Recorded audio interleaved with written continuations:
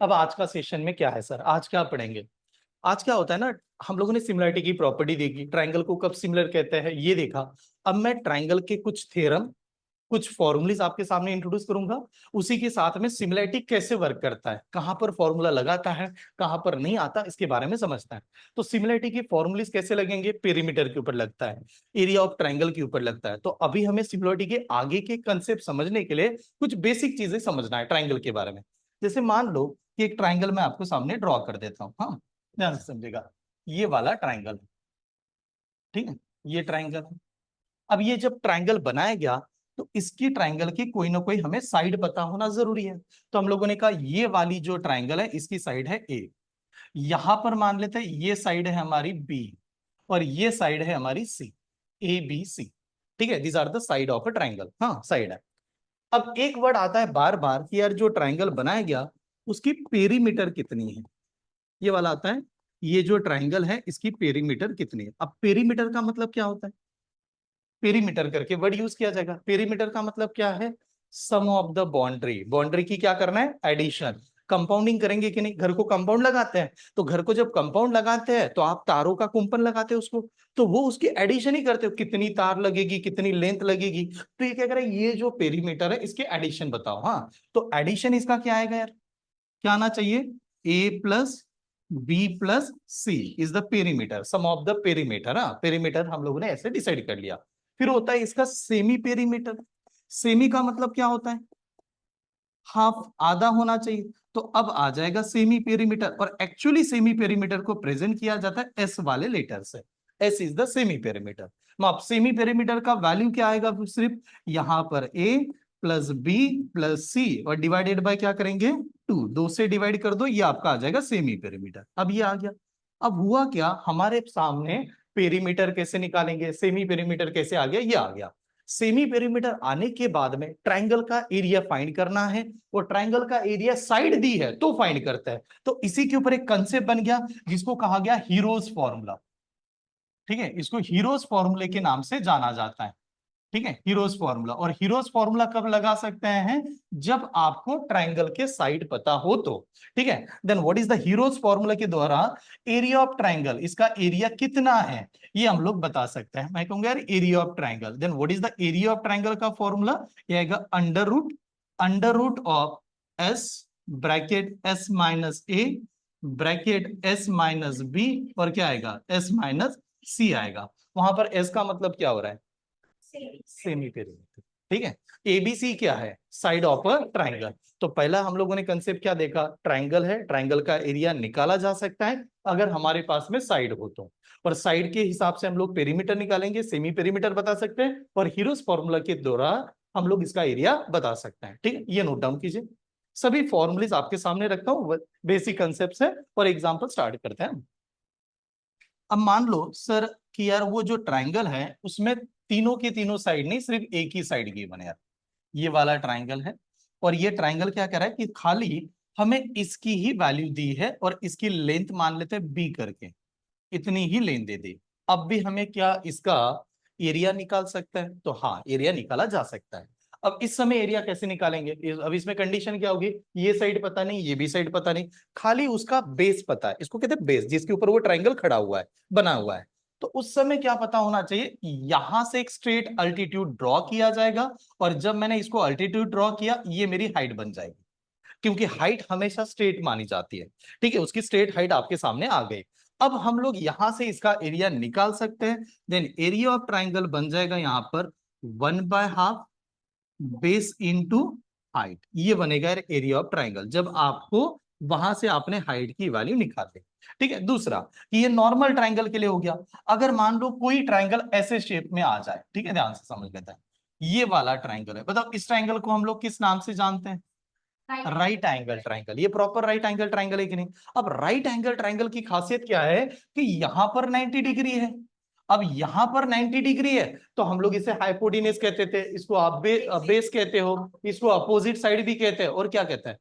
Perpendicular भी कहते हैं। परपेंडिकुलर का मतलब क्या होगा? हाइट ही तो है, स्ट्रेट ही तो है। तो उस समय मैं कह सकता हूं कि ये वाला हमारा बेस बनेगा फिर। और ये वाला ये सीधा है, स्ट्रेट एंगल है, 90 है, तो ये हाइट बन गया फिर। तो देयरफॉर मैं यहां पर भी एरिया ऑफ ट्राइंगल का फॉर्मूला यही लगा देंगे। तो इसका एरिया क्या हो जाएगा, सेम 1/2 बेस इंटू क्या, हाइट, क्योंकि इसके पास भी तो हाइट थी ना यार। ठीक है, तो ये बन जाएगा, नोट डाउन कीजिए। जैसे ये वाला यहां पर एक ट्राइंगल का नाम दे दिया, उसको कहा इक्विलैटरल ट्राइंगल। इक्विलैटरल ट्राइंगल ये वाला। अब यार इक्विलैटरल ट्राइंगल के बारे में हम लोग जानते हैं, इक्विलैटरल ट्राइंगल में sir all angles are equal, all sides are equal, सभी के सभी इक्वल हो गए। तो ट्राइंगल में हम लोग कहेंगे कि यार ये पूरा का पूरा साइड भी इक्वल आ जाएगा सभी। तो अभी के लिए मान लो कि ये साइड हमारी ए है, ये भी ए आ जाएगी, यहां पर भी ए आएगा, सभी के सभी साइड इक्वल हो गए सर। तो सीधी सी बात है कि पेरीमीटर का अगर बात किया जाए तो पेरीमीटर कितना बन जाएगा इसका, 3a। 3 बार एडिशन कर देंगे। अब 3 बार एडिशन कर देंगे तो यहां पर ये पूछा जाता है एरिया बताओ यार ट्राइंगल का। तो इस समय एरिया ऑफ ट्राइंगल आप में से कोई जानता है यार, what is the area of triangle. Equilateral triangle में एरिया का एक फॉर्मूला होता है, कौन सा फॉर्मूला है, anyone, √3/4a² is the right answer. इसका एरिया होता है √3 डिवाइडेड बाय 4 a²। ए क्या है हमारा, साइड। ये ट्राइंगल, हाँ बस ये किसके लिए लगेगा, खाली इक्विलैटरल ट्राइंगल के लिए लगेगा, बाकी नहीं लगा सकते, लिखना मत अभी रुक जाएगा। तो ये बनाया। अब क्या होता है, कभी ना कभी ऐसे सवाल आएंगे कि जहां पर सर एरिया निकालना है, साइड पता है, एंगल फाइंड करना है, ऐसे 2-3 सवाल आएंगे। साइड है, एंगल पता नहीं आ रहा है, ठीक है, कभी एंगल है तो साइड पता नहीं चल रही। उस समय सॉल्व करते समय ये वाला ज्योमेट्री का कंसेप्ट कहीं ना कहीं ट्रिग्नोमेट्री के साथ कनेक्ट कर जाएगा। ट्रिग्नोमेट्री अभी तक मैंने पढ़ाया नहीं है, बस खाली थोड़ा सा कंसेप्ट एक लेक्चर में बताया था, बट कहीं ना कहीं ट्रिग्नोमेट्री में कनेक्ट करेगा। तो ट्रिग्नोमेट्री के 2 थ्योरम लगते हैं, एक लगता है sine theorem of trigonometry, sine theorem, हाँ, एक लगता है कोसाइन थ्योरम। कोसाइन थ्योरम जाना नहीं है अभी, कोई जरूरत नहीं है, सिर्फ साइन थ्योरम पहले बता देता हूं, जैसे लगेगा आगे समझाऊंगा। तो साइन थ्योरम क्या होती है समझ लेता है, साइन थ्योरम के नाम से इसे जाना जाएगा। तो साइन थ्योरम का मतलब है साइन थीटा, क्या लगेगा वो, साइन थीटा। हम लोगों ने ट्रिग्नोमेट्री में देखा था, ट्रिग्नोमेट्री के 6 थीटास होते हैं, कौन कौन से, sine theta, cos theta, tan theta, cot theta, sec theta, cosec theta, these are the three 6 thetas. तो साइन थ्योरम क्या मानी जाती है, जैसे मान लो कि ये ट्राइंगल है, इसके ऊपर बहुत बार सवाल आएंगे, अच्छी तरह से देखना, इसमें यहां पर ट्राइंगल आ गया, ट्राइंगल है, ट्राइंगल के ये एंगल है, एंगल ए, एंगल बी और angle C, these are the ABC angle. अब हम लोगों ने कहा कि यार इसके ये वाला एंगल ए होगा और इसके सामने वाली साइड का लेंथ होगा स्मॉल ए। एंगल ए, सामने वाली साइड का लेंथ क्या है, स्मॉल है। ये वाला एंगल बी है हमारा और इसके सामने वाली साइड का वैल्यू है स्मॉल बी, ऐसे मान लेते हैं। ये एंगल हमारा सी है और इसके सामने वाली साइड होगी स्मॉल सी, ऐसे मान लिया, ठीक है। तो according to the sine theorem, sine theorem क्या कहती है, तो साइन थ्योरम कहा जाता है कि ये वाली length A divided by sine of A क्या है, एंगल, कैपिटल ए है angle, equal to B divided by sine of B is also angle, equal to C divided by sine of C, ठीक है। तो ये आपस में प्रोपोर्शन में आते हैं, ये साइन थ्योरम का रूल है, बस खाली इतना समझना। फिर सर ये मेथड कब लगा सकते हैं, जब हमें साइन की वैल्यू पता हो। साइन ट्रिग्नोमेट्रिक का फंक्शन है और साइन की वैल्यू होती है sine 0 degree, sine 30 degree, sine 45। आप थोड़ा सा समय जाने दो, मैं ट्रिग्नोमेट्री पढ़ाऊंगा, आप रात में भी याद कर लो कि इसका वैल्यू कैसे है, कोई भी बना दूंगा। हमें पढ़ते समय 90 तक याद करना होता है, बट एग्जामिनर पूछता है 1060 डिग्री बता दो, आप घुमा फिरा के लेके आओगे, कुछ भी फॉर्मूला याद करने नहीं, वो छोटा सा कंसेप्ट होता है उसको कैसे बनाए। ठीक है, अभी के लिए सिर्फ लिखाऊंगा, हाँ ये नोट डाउन कर लीजिए, आगे ये टेबल मैं ट्रिग्नोमेट्री में डिटेल में पढ़ाऊंगा। तो मान लो यार साइन थीटा जो होता है, हम लोग ऐसे हेडिंग लगा देता हूं। अब हम लोग साइन थीटा की वैल्यू निकालने जा रहे हैं, साइन ट्रिग्नोमेट्रिक फंक्शन का। और वैल्यू कितनी चाहिए आपको एंगल के तहत, तो आपकी कुछ लिमिटेड वैल्यू हमें लगेगी। एक लगेगा 0 डिग्री की वैल्यू, एक लगेगी 30 डिग्री की वैल्यू, फिर कितना होता है 45 डिग्री होता है, फिर कितना होता है 60 डिग्री होता है, फिर कितना होता है 90 डिग्री। इसके अलावा भी हुआ करता है, बट नॉर्मली इन्हीं नंबर से जुगाड़ करके वैल्यू निकाला जा सकता है, आप आगे पढ़ोगे। तो अब वैल्यू कैसे बनाई जाती है, याद करना अच्छी चीज है, हाँ, लेकिन बनाते कैसे एक बार बताता हूं। ये नंबर लिख दिया, ये नंबर लिखा, इसकी वैल्यू चाहिए, तो मैंने कहा सीधा सीधा नंबर सीरीज जो पढ़ा जाता है उसकी वैल्यू लिखते हैं। तो नंबर पढ़ाए गए थे बचपन में स्कूल में, 0 बताया, फिर 1 लिखने के लिए बताया टीचर ने, फिर 2 आए, फिर 3 आए और 4 आए, लिख दिया 0 1 2 3 4 लिखा। सभी नंबर में बड़ा नंबर कौन सा है? 4। इन चारों में बड़ा, 5 नंबर में बड़ा कौन सा है? 4। सभी नंबर को 4 से डिवाइड करता है। इसको 4 से डिवाइड किया, इसको भी 4 से डिवाइड किया, इसको भी 4 से डिवाइड कर लिया, इसको भी 4 से डिवाइड किया, यहां पर भी 4 से डिवाइड किया। कुछ जगह पर डिवाइड होगा, कुछ जगह पर नहीं होगा, ये मानता है। अब डिवाइड करने के बाद में इन सभी नंबर का ले लेते हैं अंडर रूट, स्क्वायर रूट, जिसको कहते हैं अंडर रूट। इसका भी अंडर रूट, इसका भी अंडर रूट, इसका भी अंडर रूट, स्क्वायर रूट, और इसका भी स्क्वायर रूट। हाँ, अब थोड़ा ध्यान से देखिए, अब कंसेप्ट होगा कैसे। मान लो कि आपने 0 को किसी नंबर से डिवाइड किया। 0 को कोई भी नंबर डिवाइड करेगा, कितना आंसर आता है? 0 ही आता है। और 0 का स्क्वायर रूट लेंगे तो 0 ही होता है, 0 का स्क्वायर रूट लोगे तो भी 0 होगा। तो साइन 0 की वैल्यू कितनी होगी? 0 होगी। साइन 0 डिग्री की वैल्यू 0 होगी। हाँ, क्यों होगी, कैसे होगी, ये सब कुछ बताऊंगा ट्रिग्नोमेट्री में। क्योंकि मैं जब इंजीनियरिंग में था तो मेरे टीचर आते थे, वो एक ऑसिलेटर रहता था, एक मशीन रहती है, उसमें फ्रीक्वेंसी सेट करते थे। फिर टीचर कभी कहते थे अब ये साइन फ्रीक्वेंसी है, कभी बताते कोसाइन फ्रीक्वेंसी है। समझ नहीं आता कब साइन करे कब कोसाइन करे, दिखने में तो ऐसी चलती है। जैसे आप मेडिकल में देखो, मूवी में ऐसे नहीं दिखाता क्या, वो ट्यून ट्यून बजता जाता है, फिर डॉक्टर कहता है वो लाइन ऐसे होने लगी, आई एम सॉरी कह देता है वो, ठीक है, फिर जाओ। ठीक है, तो उस समय ऐसे क्यों बन रहा है, क्यों साइन है, क्यों कोसाइन है, किसको कहेंगे, उसको प्रैक्टिकली समझेंगे। तो अभी 0 डिवाइड बाय एनी नंबर 0 है, उसका अंडर रूट भी 0 आएगा। 1 को डिवाइड नहीं करेंगे, 4 पॉइंट में जाएगा, नहीं करेंगे। 1 का स्क्वायर रूट 1, 4 का स्क्वायर रूट 2। तो साइन 30 की वैल्यू कितनी? 1/2। ठीक है, ओके, ये दिख रहा है। 2 से तो डिवाइड कर सकते हैं सर, 2 से तो डिवाइड कर सकते हैं। 2 से डिवाइड करेंगे तो ये 1 और ये कितना? 2। तो 1 का स्क्वायर रूट 1 और 2 का क्या होगा? अंडर रूट ही होगा। ठीक है, ऐसे यहां पर 3 को डिवाइड नहीं कर सकते 4 से, तो अंडर रूट 3 तो ऊपर ही आएगा, और 4 का क्या आएगा? 2 आएगा। 4 को 4 से डिवाइड करेंगे तो 1 आएगा, और 1 का स्क्वायर रूट क्या आएगा? 1। तो अभी के लिए ऐसे याद करना, साइन 0 की वैल्यू 0, साइन 30 की value 1/2, sine 45 is the 1/√2, sine 60 is the √3/2, sine 90 is the 1। ठीक है, नोट डाउन कीजिएगा। क्लियर? अब चलिए, अब नेक्स्ट क्या होता है सर, ये प्रॉपर्टी पता हो गई। अब हम लोगों ने कल से सिमिलरिटी से इस टॉपिक को रुका दिया था। सिमिलरिटी के ऊपर कैसे सवाल आते हैं, ठीक है। अब मान लो सवाल इन द सेंस उसकी प्रॉपर्टी क्या क्या लगेगी। इफ ऐसे मान लेते हैं ट्रायंगल एबीसी, हाँ, इस सिमिलर है ट्रायंगल पीक्यूआर से। पीक्यूआर नाम का कोई तो ट्रायंगल है। तो हम लोगों ने देखा ये सिंबल जहां पर लगा तो हम लोग इसको रीड करेंगे एबीसी सिमिलर है पीक्यूआर से। सिमिलर है यानी एंगल क्या है? सेम है, बट साइड क्या है? प्रोपोर्शन में, प्रोपोर्शन में रहेगी। ठीक है, अब साइड प्रोपोर्शन में तो इसके यूज कैसे किया जा सकता है, इसके ऊपर सवाल कैसे आएंगे। तो पहला कहेंगे area of triangle, area of triangle ABC, ABC इसका area divided by area of triangle PQR. ये एरिया को भी हम लोगों ने प्रोपोर्शन में रख दिया। Area of triangle ABC divide by area of triangle PQR equal to होगा A B divided by P Q, इनका ब्रैकेट का स्क्वायर। ठीक है, इज इक्वल टू, यहां पर नेक्स्ट साइड क्या आएगी? बी सी डिवाइडेड बाय क्या यार? क्यू आर, इनका ब्रैकेट का स्क्वायर, इज इक्वल टू क्या आ जाएगा? ए सी डिवाइडेड बाय क्या आएगा? पी आर, इनका ब्रैकेट का स्क्वायर। ये होता है इनका रेशो बनाने का पहला रूल। जब आप एरिया के साथ में उनका बाकी का साइड का प्रोपोर्शन ले रहे हैं, वो हमेशा स्क्वायर में जाएगा, ये रूल है उसका। दूसरा, आपने देखा कि सर यहां पर एरिया ही दिया है, एरिया ऑफ ट्राइंगल ही दे दिया। अब एरिया ऑफ ट्राइंगल एबीसी है, इसका रेशो बनाया जा रहा है एरिया ऑफ ट्राइंगल पीक्यूआर से। तो सेम रूल कहां पर लगा सकते हैं? तो सेम रूल हम लोग लगाएंगे यहां पर मीडियन का स्क्वायर का रेशो। अब यानी मान लो जो भी मीडियन बनेगी उसका स्क्वायर का रेशो आ सकता है। सेम वहीं पर अल्टीट्यूड, इनका स्क्वायर का रेशो बना सकता हूं मैं, अल्टीट्यूड वाला बना सकता है। अल्टीट्यूड मीडियन, और क्या बनाया था हम लोगों ने? और था ना, अल्टीट्यूड था, मीडियन था, और क्या था?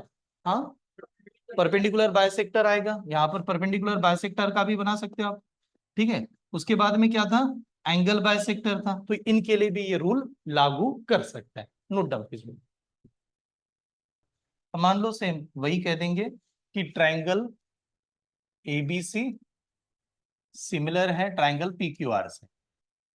ठीक है, अब क्या कर सकते हैं? अब यहां पर वर्ड यूज किया जाएगा पेरीमीटर का। हाँ, पेरीमीटर। तो मैंने यहां पर देखा, अगर मान लो ऐसे आ गया पेरीमीटर, हाँ, of triangle ABC divided by perimeter, हाँ, perimeter of triangle P Q R. तो वैसे पेरीमीटर क्या होती है, बाउंड्री की एडिशन होती है। पेरीमीटर इज द बाउंड्री की एडिशन है। एक मिनट, तन्वी लास्ट वर्ड क्या था? ओके, स्लाइड में देखो, इसमें स्लाइड में लास्ट वर्ड क्या है, ये मीडियन है, अल्टीट्यूड का रेशियो, परपेंडिकुलर बाइसेक्टर का रेशियो, एंगल बाइसेक्टर का रेशियो, जितने भी वो कंसेप्ट है उसको लगा सकते हो। स्क्वायर का रेशियो, मीडियन का ऊपर वाला मीडियन, इसका नीचे वाला, ऐसे, ठीक है, सेम ऐसे लिखा था। हाँ, ये देखिए, अब ये इसमें क्या बताया कि आपको पेरीमीटर का रेशियो निकाला, पेरीमीटर का रेशियो। तो मैं डायरेक्टली एक ही स्टेप में लिख देता हूं, यहां पर साइड का रेशियो बना सकते हैं, ठीक है, स्लैश, स्क्वायर नहीं आ रहा है, साइड का रेशियो। आप इसी में उसको क्या लगाओगे, मीडियन का रेशियो लगा सकते हैं, स्लैश, मीडियन के बाद में अल्टीट्यूड का भी आप रेशियो ले सकते हो। अल्टीट्यूड के बाद में आप कैपिटल आर का भी रेशियो लगा सकते हो। कैपिटल आर याद आ रहा है आपको, किसका था वो? सरकमफेरेंस के समय में रेडियस लग रहा था। स्मॉल आर का भी रेशियो ले सकते हो। ठीक है, तो जहां पर आपको लगा कि सर पेरीमीटर की बात हो रही है और हमें अल्टीट्यूड पता है, मीडियन पता है, जो भी पता है, उसके रेशियो के हिसाब से भी आप आगे जा सकते हो। ठीक है, नोट डाउन करिए क्या क्या कंसेप्ट बनाए थे। ये वाला ट्राइंगल है, कौन सा ट्राइंगल है ये? Right angle triangle. अभी हम लोगों ने देखा राइट एंगल ट्राइंगल का एरिया होता है 1/2 बेस इंटू हाइट, ये वाला फॉर्मूला। आइसोस्केलस ट्राइंगल क्या है वगैरह वो देखा गया। ठीक है, तो एरिया ऑफ आइसोस्केलस ट्राइंगल 1/4। देखो ये याद नहीं किया तो भी चलेगा, आगे हम लोग कुछ ना कुछ एडजस्ट कर लेंगे, तो ज्यादा फॉर्मूला नहीं देखते, बेसिक बेसिक ओरिएंटेड रख देते हैं। ठीक है, उसके बाद में देखा कि ये वाला ट्राइंगल है यार, इसका इक्विलैटरल ट्राइंगल, उसका देखा गया 3/4 √3/4 a²। ठीक है, ये बनाया गया। ठीक है, हीरोज फॉर्मूला क्या है ये आपके सामने दिखाई दे रहा है, ये ऑलरेडी हम लोगों ने लिखा है, हीरोज फॉर्मूला कैसे वर्क करता है। ठीक है, ओके, उसके बाद में नेक्स्ट, हाँ, यहां से ये क्या है, ये जो लिखा गया ये क्या बताया गया इसे? Semi perimeter. तो सेमी पेरीमीटर क्या होता है, किस प्रकार से सॉल्व करते हैं, ये वाला था। अब सीधा एग्जांपल के ऊपर बात करता हूं। ठीक है, पहला एग्जांपल हमारे सामने आ रहा है। फर्स्ट एग्जांपल से, if an angle is a 5 times it's complementary angle, एक एंगल है वो अपने कॉम्प्लीमेंट्री का कितना है, 5 टाइम्स है, then find the angle, angle की वैल्यू कितनी होगी। तो यार कॉम्प्लीमेंट्री का मतलब तो हमें पहले ही पता है, कॉम्प्लीमेंट्री का मतलब कितना, 90 डिग्री, 90 डिग्री होना चाहिए। तो what is the angle, angle कितना होगा यार, sum of the two angle is a 90 degree, then it is called as a complementary. तो वो एंगल की वैल्यू कितनी आएगी, देखो एक तरीका क्या है, दो मेथड समझ लो, बेसिक और ट्रिक्स वाली मेथड। मान लो ऐसे समझते हैं कि एक एंगल सर 30 है, तो दूसरा कितना, 60, 30 + 60 कितना, 90। एक 45 है तो दूसरा कितना, 45। एक 20 है तो दूसरा कितना, 70। अगर मैंने एक एंगल आपको बताया, आप क्या करते हो, 90 में से दूसरा नंबर माइनस करके निकालते हो। तो अभी के लिए हम लोगों ने कहा, मान लो एक एंगल हमारा थीटा है, एक एंगल थीटा है, तो इसका कॉम्प्लीमेंट्री क्या बनेगा, 90 माइनस थीटा बना होगा। ऐसे बना होगा कि नहीं, 90 माइनस थीटा। अब इसने कंडीशन क्या दी, angle is a 5 times of its complementary. ये जो थीटा है ये इसके कितने गुना है, 5 टाइम्स है। तो लिखेंगे क्या कि थीटा बरोबर 5 ऑफ 90 माइनस क्या आना चाहिए, थीटा आना चाहिए, ऐसे लिखा होगा। तो जब इसको सॉल्व किया जाएगा तो थीटा इज इक्वल टू 5 × 90 कर देता हूं मैं अभी के लिए। ठीक है, 450 -5 थीटा ऐसे आएगा। ये क्लियर है, ये -5 थीटा इधर आएगा तो क्या करेगा, प्लस करेगा, यानी कितना बन जाएगा, 6 थीटा बनेगा। तो 6 थीटा की वैल्यू आएगी 5 × कितना, 90। ये बन गया 6 थीटा इज इक्वल टू 5 × 90। अब एक बात बताओ, किससे डिवाइड करेंगे, 6 से कर सकते हैं। अगर 6 से इसको डिवाइड करेंगे, 6 1 जार की कितना, 15 जार, एंड 15 × 5 कितना, 75। तो थीटा की वैल्यू थी 75। आप इस प्रकार से आंसर लाओगे, पर इसमें बी ऑप्शन हमारा सही आ जाएगा। ठीक, ठीक है। Two supplementary angle are 7y + 58 and 16y + 53। Find the value of 19y। 19y की वैल्यू कितनी आएगी, सप्लीमेंट्री का मतलब जानते हो आप कितना होता है, 180 बना यार आंसर, सिंपल है। ओके, और कोई, 180 तो एडिशन हो रही है, कितना पक्का है। ठीक है, एकदम सिंपल सा सवाल था। ठीक है, खासियत देखिएगा यहाँ पर, ये 7 + 58 और 16 + 53। तो ये 16y है और ये 7y है, 16 + 7 कितना है, 23। तो यहां पर लिख देंगे, एडिशन करने जा रहा हूं 23y। ठीक है, प्लस यहां पर 53 है और यहां पर 58 है, एडिशन कितनी होगी यार, 11 1 1 1 हाँ, तो ये बन जाएगा 1 1 1 इज इक्वल टू कितना हो गया, 180। 180 हुआ। ठीक है, 180 में से अगर 1 1 1 चला जाता है, 180 में से अगर 1 1 1 चला गया, कितना बचेगा, हाँ 69 बचा है। अब 69 बचा तो इसका मतलब ये 3 टाइम्स ही हो गया। ठीक है, तो y की वैल्यू कितनी आ गई 3। अगर y की वैल्यू 3 आ रही है तो हमें तो 19y चाहिए, तो 19 इंटू 3 करना पड़ेगा, और 19 3 सर कितना 53 सर। तो 57 is the right answer. But actually बहुत सिंपल था, पहले भी बनाए हैं, तो सप्लीमेंट्री कॉम्प्लीमेंट्री का ही यहाँ पर पूछा जा रहा है। अभी ट्राइंगल्स की शुरुआत नहीं हुई है, जैसे चाहिए वैसे। ठीक है, तो 57 वाले सभी स्टूडेंट करेक्ट आएंगे। अब यहां से प्रॉपर ट्राइंगल का कंसेप्ट चलेगा लाइन एंगल के साथ में, लाइन एंड एंगल के साथ में। डायग्राम प्रॉपर देख लेना, समझ में आ रही कि नहीं, तो डायग्राम ड्रॉ करते हैं। ठीक है, अगर लगा तो in the given figure find the value of x minus Y. हमें फाइंड करना है x minus Y, x minus Y इसकी वैल्यू चाहिए। देखो यार, यहां पर आपके पास सभी प्रॉपर्टी के तहत पता होना चाहिए। डायग्राम कुछ ऐसे आ रही थी, पूरा ड्रॉ कर लेता हूं। इस प्रकार से लाइन है, ठीक है, ये Q है। ठीक है, उसके बाद में यहां से एक लाइन बना देता हूं यार। वैसे आप एग्जाम में जाओगे तो डायरेक्टली देख लेना, ये एंगल y है और यहाँ पर u है। उसके बाद में इसको आगे एक्सटेंड किया गया और P को यहां से कनेक्ट कर दिया। इसे मान लेते हैं P वाला ये पॉइंट है, P का ये वाला एंगल 125 डिग्री है, 125। ये y है, ये 25 डिग्री है। ठीक है, उसके बाद में ये वाला एंगल T करके दे दिया, ये 35 है। यहाँ पर R है, और इसे आगे एक्सटेंड करके ये S करके यहाँ पर X है। ठीक है, अब थोड़ा सा डायग्राम अगर आपको लगा तो आप ड्रॉ करके भी चेक कर लीजिएगा। हमें फाइंड क्या करना है, x माइनस क्या चाहिए y। और x माइनस वाई की वैल्यू आप तब निकाल पाओगे जब आपके पास में x और y की सेपरेट वैल्यू, ठीक है, तब जाके सॉल्व कर सकते हैं।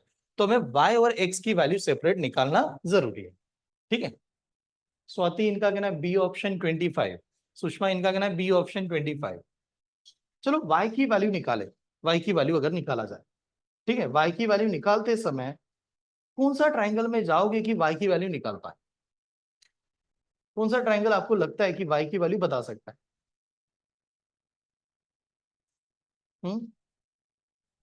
क्यू यू एस, ये वाला ट्राइंगल आएगा वैसे। ठीक है, ये वाला ट्राइंगल आ सकता है, और ये ट्राइंगल से वैसे सॉल्व हो जाएगा आपका। ये वाला ट्राइंगल से आपका सवाल सॉल्व हो जाएगा, आपको आगे जाने की जरूरत नहीं पड़ेगी। क्योंकि हम लोगों ने ट्राइंगल में कंसेप्ट देखा था, इंटीरियर एंड एक्सटीरियर देखा था, इंटीरियर एंड एक्सटीरियर। अगर इंटीरियर एंड एक्सटीरियर की वैल्यू अगर हम लोग जानते हैं, तो इस ट्राइंगल के हिसाब से ये वाला जो एंगल एक्स है, ये हमारा कौन सा हो गया, एक्सटीरियर होगा। तो हम लोग कह सकते हैं x इजिकल टू क्या आना चाहिए, x इजिकल टू आना चाहिए इस वाले एंगल और इन दोनों का क्या आना चाहिए, एडिशन।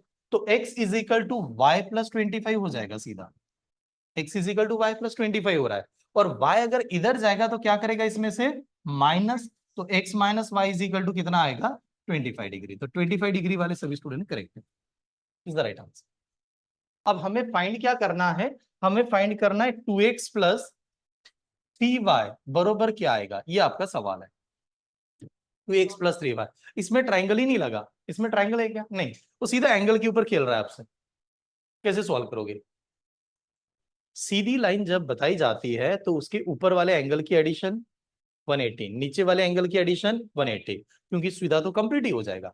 तो मैं यहां पर एक काम करता हूं, हमें x और y की वैल्यू लगेगी तो उसके बाद ही हम लोग सॉल्व कर पाएंगे। तो मैंने कहा ये 125 है और ये कितना है 5x, तो ये हाफ आधा हो गया ना, 180 होगा कि नहीं।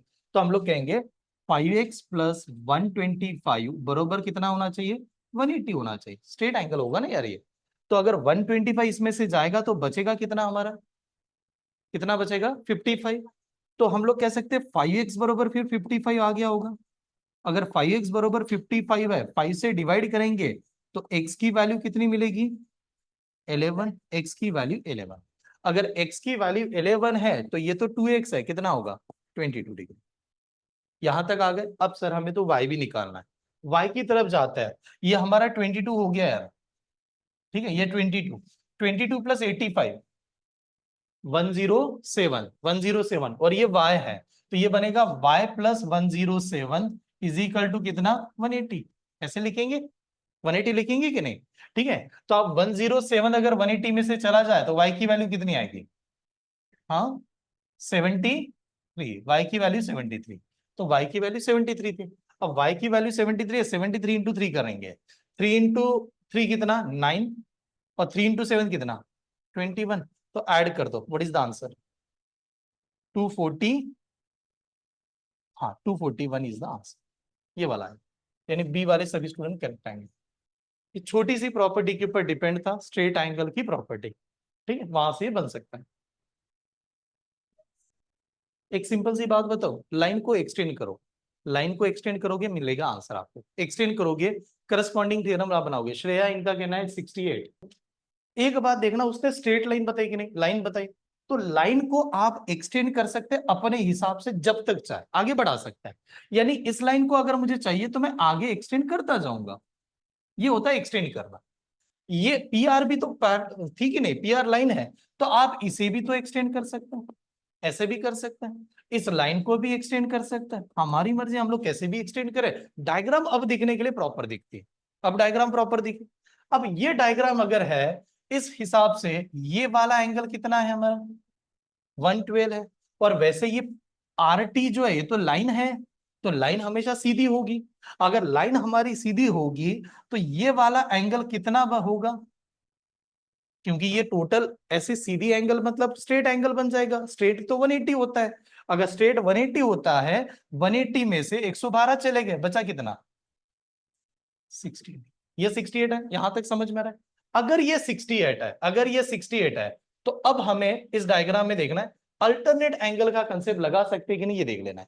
अल्टरनेट एंगल का कंसेप्ट लगेगा क्या, देखो अल्टरनेट एंगल का लगा सकते हैं क्या, ये वाला और ये वाली लाइन को अल्टरनेट लगेगा या करस्पॉन्डिंग लगेगा, कैसे लगेगा ये देख लेते हैं, क्या लगा सकते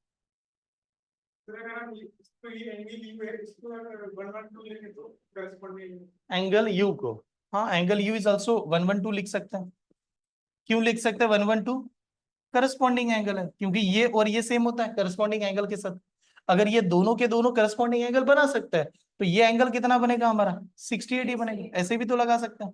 ये 68 बना, तो ये भी तो करस्पॉन्डिंग ही बनेगा, ये करस्पॉन्डिंग बनेगा, तो यहां पर कितना आएगा 68 है। 68 इज द राइट आंसर, 68 वाले सभी के सभी करेक्ट है। ये वाला सवाल देख लेते हैं।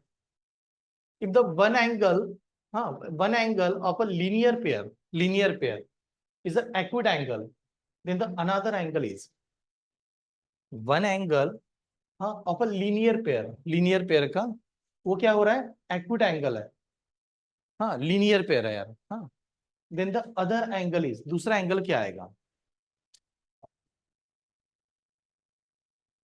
लीनियर पेयर का मतलब क्या हो रहा है, what is mean by linear pair, एक सीधी लाइन होगी। अब सीधी लाइन होगी तो एक एंगल कह रहा है कि वो क्या है हमारा, एक एंगल क्या है एक्यूट एंगल है, तो दूसरा क्या होना चाहिए, एक्यूट एंगल का मतलब क्या होता है लेस देन 90, तो दूसरा कितना होना चाहिए 90 से बड़ा, और 90 से बड़ा यानी कितना होगा ऑब्टूस एंगल, तो ऑब्टूस एंगल वाला आंसर आना चाहिए, तो यानी कौन सा option C is the answer, ठीक है। ओके चलिए नेक्स्ट, ये डायरेक्ट प्रॉपर्टी, इसमें कोई डायग्राम नहीं लगेगी, ठीक है। नेक्स्ट ये वाली लाइन, एक काम करो डायरेक्ट डायरेक्ट बताओ, आप एक बात बताओ, एस पी की वैल्यू डायरेक्ट बता सकते हो, पी की वैल्यू कितनी आएगी, पी की वैल्यू कितनी आएगी 130 आएगा, क्यों 130 आएगा, sum of the interior angle, sum of the कौन सा आएगा इंटीरियर एंगल, इंटीरियर एंगल की एडिशन कितनी होती है 180, अगर ये 50 है तो ये कितना होगा 130, अब पी हमारा 130 हमें पूरा पता है यार 130 है, पी अगर 130 कितने जगह पर है देख लो, ऑप्शन ए कैंसर, ठीक है, ऑप्शन सी कैंसर, ऑप्शन ए और ऑप्शन सी के आंसर, दो ऑप्शन बचे, नन ऑफ दीज ए, इस वजह से चेक चेक करना तो बनेगा, चेक तो करेंगे, ठीक है। आगे देखते हैं, चलो पी आ गया, पी आ गया, दो लाइन है यार, अगर ये 130 है तो ये भी कितना होगा, क्यों 130 होगा करस्पॉन्डिंग है, ये 130 होना चाहिए। अब अगर ये 130 हुआ तो एस की वैल्यू कितनी होगी 50, एस की वैल्यू 50 होनी चाहिए। अगर एस 50 हुआ, एस 50 हुआ तो क्यू कितना होना चाहिए 50 होना चाहिए, क्यू 50 होना चाहिए, vertically opposite angle, vertically opposite angle, तो एस 50 क्यू 50, पहले उठाओ एस 50 क्यू 50 कहां पर है, यानी एस दो लाइन क्यू 50 होगा, देखो क्यू और एस तो सेम होना चाहिए, क्यू और देखो क्यू और एस क्या होना चाहिए सेम, वैसे भी बी ऑप्शन नहीं आ सकता, वैसे भी बी ऑप्शन तो आ ही नहीं सकता। क्यों नहीं आ सकता? क्यू की वैल्यू कितनी और एस की वैल्यू कितनी? अपोजिट, तो वर्टिकली अपोजिट तो सेम ही होना चाहिए। तो ये भी आंसर क्या हो जाएगा? क्या answer? What is the answer? None of this. ये वाला आंसर है, ठीक है, none of this is the right answer.